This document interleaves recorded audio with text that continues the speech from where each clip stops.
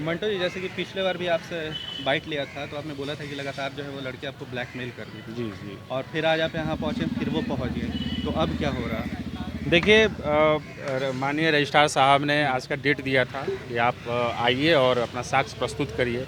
जब हम लोग रजिस्ट्रार ऑफिस में गए तो रजिस्ट्रार साहब ने बोला कि आपके पास अगर कोई साक्ष्य हो तो आप प्रस्तुत कीजिए, आप शादी किए हैं तो प्रस्तुत कीजिए। वो बोलते कि मेरे पास ऐसा कोई साक्ष्य नहीं, मंदिर में शादी किया है। मंदिर में शादी किया है तो भैया आप जो जिस डेट में बोल रहे हैं और जिस महीने का, जिस साल का आप नाम ले रहे हैं, लॉकडाउन था। हमने बोला, हमने रजिस्ट्रार साहब को बोला कि सर लॉकडाउन था और मैं अपने घर पे था, ये लड़की झूठ बोल रही है। अगर ऐसा है तो पुलिस साबित करने के लिए वो पीछे हट गई। दूसरी चीज़, इसका जो नया बॉयफ्रेंड है रविशंकर कुमार सिंह जो है, ये लोग साथ में अभी भी रहते हैं, जैसा कि मैंने बताया था कि लोग का। खुलासा भी करेंगे हाँ, इसका? मैं खुलासा करता, लेकिन एक महिला है और मैं महिलाओं का सम्मान करता हूँ। मैं इस तरह मीडिया में मैं नहीं दे सकता, लेकिन हाँ, मैं ज़रूर जहाँ मुझे ज़रूरत पड़ेगी साक्ष्य देने की, मैं चाहे वो न्यायालय हो, चाहे वो थाना हो, चाहे रजिस्ट्रार साहब के पास, तो मैं ज़रूर दिखाने का काम करूँगा। लेकिन अभी जो है इसके पास कोई साक्ष्य नहीं है। और ये देखिए पिटीशन, अभी इसके पति भी आए हुए तो उन्होंने दिया। 499 का जो केस है लंबित चल रहा है न्यायालय में। ये लड़की तलाक के लिए अर्जी दी हुई है, लेकिन इसके जो हस्बैंड हैं, इसके हस्बैंड जो हैं वो सेक्शन 9 लगाए हुए रखने के लिए। मैं कह रहा हूँ कि भाई जब आपके हस्बैंड रखने के लिए तैयार हैं, जब आपका घर पटना में है, तो फिर आप अलग छिप के क्यों रहती हैं? कहीं ना कहीं ये जो है बहुत सारे लोगों को, जैसे मैं अभी शिकार हुआ हूँ इसका, ये बार बार आरोप, जो झूठा आरोप लगाती है, बार बार ये आरोप लगा रही है। तो आपको मैंने बताया भी कि एक और लड़के को ये पति बना के रह रही है। तो भैया आप कुछ भी आरोप लगा देंगे, ऐसा थोड़ी होता है। मतलब ये हस्बैंड से डाइवोर्स लेना चाह रही हैं, हस्बैंड रहना चाह रहा है, रखना चाह रहा है। फंसा रही हैं आपको। जी, जी, ठीक जी। है, उसके बाद एक नया बॉयफ्रेंड भी लेकर चल रहे हैं जिसको बता रही हैं कि अपना पति है, जैसा कि देखिए आपने वो जो बताया नया था। बॉयफ्रेंड है, उसके कहने पे ये दोनों प्लानिंग किए हुए कि वो दोनों शांति से रहे, ताकि मेरे ऊपर सारा ब्लेम लगाकर वो लोग साइड हट जाए। मतलब आपसे खर्चा लेना चाह रही हैं क्या? हाँ, आपसे खर्चा लेना चाह रही हैं क्या? खर्चा क्या, मैंने बहुत सारा मदद किया था। जब मुझे पता चला था सच्चाई का तो मैं इससे दूरी बनाना भी चाहा था। तो उस दौरान मुझे धमकी दी थी कि तुमको हम देख लेंगे, हम एक महिला है ना, मेरे साथ हमेशा सब कोई सपोर्ट में रहेगा, हम तुमको बदनाम करके रख देंगे। मतलब आपके कहने का मतलब है कि ये महिला होने का फ़ायदा उठा रही फ़ायदा उठा रही है, मानसिक प्रताड़ित कर रही है। मुझे डर है, इसका जो बॉयफ्रेंड है वो लगातार इसके संपर्क में है, मेरा हत्या भी कराया जा सकता है, बहुत टॉर्चर भी किया जा रहा है। इसके बॉयफ्रेंड का एक बार कॉल भी आया था तो हमने इग्नोर कर दिया था, लेकिन बाद में जिस तरह से ये लड़की और उसका बॉयफ्रेंड रविशंकर सिंह, जो पूजा और उसका जो नया बॉयफ्रेंड रविशंकर सिंह है, उसको भी पति बना के रख रही है। तो कहीं ना कहीं लोग का प्लानिंग है, हो सकता है कि मेरी हत्या करवा भी दे। अच्छा, पहले इनका ये भी कहना था कि मंटू जो है वो भागे हुए हैं और मेरे पास पूरा सबूत है।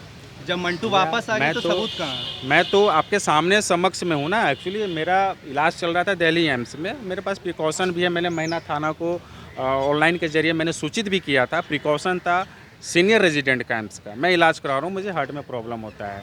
और अब बताइए कि जब मैं दिल्ली में था तो आपने बहुत बोला कि मेरे पास साक्ष्य है, साक्ष्य है। मैं आया पटना में, मैं आप लोग को सामने समझ हूँ, कहाँ भागा हुआ हूँ। मैं कह रहा हूँ कि भैया अगर आपके पास साक्ष्य है तो आप न्यायालय में जाइए, आप थाना में जाइए, आप साक्ष्य प्रस्तुत कीजिए। मैं न्यायालय का सम्मान करता हूँ, थाना का आदेश का पालन करना जानता हूँ, और हमें संविधान पे और न्यायालय पे पूरा भरोसा है कि जो सच है वो सच ही रहेगा। आप लाख झूठ बताकर हर 100 बार बोलिएगा तो सच नहीं हो जाएगा। अच्छा मंटू जी, जान का खतरा आप बता रहे हैं, तो क्या इसके लिए आपने थाने में किसी तरह की शिकायत की है? जी, मैंने इन्फॉर्मेटिव दिया है न्यायालय में।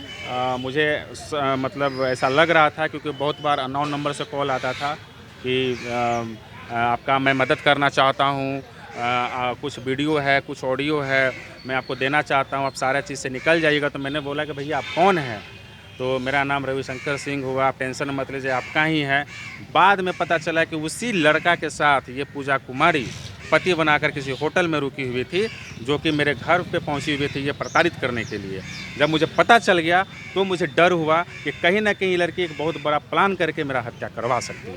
नहीं, इसके लिए तो पुलिस के पास जाना होगा ना। मैंने कंप्लेन दिया है न्यायालय में, और बहुत जल्द उस पर एफआईआर, कंप्लेंट तो थाने में। कंप्लेन मैंने दिया कोर्ट के माध्यम से। और अब मैं प्रेजेंट हूँ, क्योंकि मैं उस समय दिल्ली में था, तो मैंने रजिस्ट्री के माध्यम से मैंने शिकायत की, तब मैं पटना आ चुका हूँ। तो अब मैं जो है थाने में मैं एफआईआर करने जा रहा हूँ।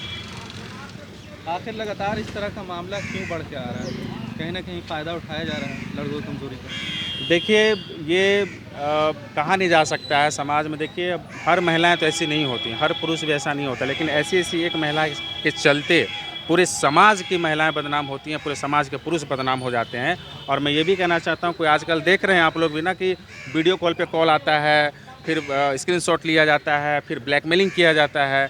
लेकिन मैं ये कह रहा हूँ कि ये जो लड़की जिस तरीके से मेरे ऊपर ब्लेम लगाई है, तो अभी रजिस्ट्रार ऑफिस में सारा चीज़ साक्ष्य के साथ प्रस्तुत किया। रजिस्ट्रार साहब ने बोला कि आप साक्ष्य लाइए, तो साक्ष्य लाने में नाकाम है। तो भैया आप बताइए आप करना क्या चाहते हैं? आपके पति भी आए हुए थे, उनके पति ने भी बोला, अच्छा, पति आए हुए थे। पति आए हुए थे, पति ने बोला कि सर ये मुझे छोड़कर ये कमरिंदर यादव नाम के लड़का के साथ पहले भागी थी, जो मुजफ्फरपुर में फ्लैट में रहती थी।